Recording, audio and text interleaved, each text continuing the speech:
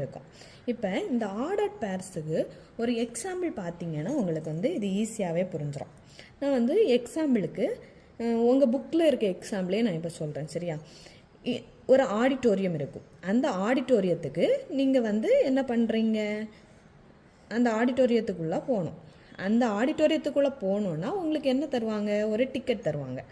அந்த டிக்கெட்டில் எப்படியெல்லாம் நம்பர்ஸ் இருக்கும்னா 1,5, 7,16, 4,10 இப்படி நம்பர்ஸ் இருக்கும். அப்போது இதோட மீனிங் என்னன்னா, இப்போ 1 வந்து எதை குறிக்கும், ரோவை குறிக்கும். இந்த 5 வந்து என்னதை குறிக்கும், சீட் நம்பரை குறிக்கும். அப்போது நம்ம என்ன சொல்லலாம், இது வந்து ரோன்னு வச்சுக்கோங்க. 1 2 3 4 5. இங்கே வந்து நம்பர் ஆஃப் ரோஸ் எவ்வளோ இருக்கும்,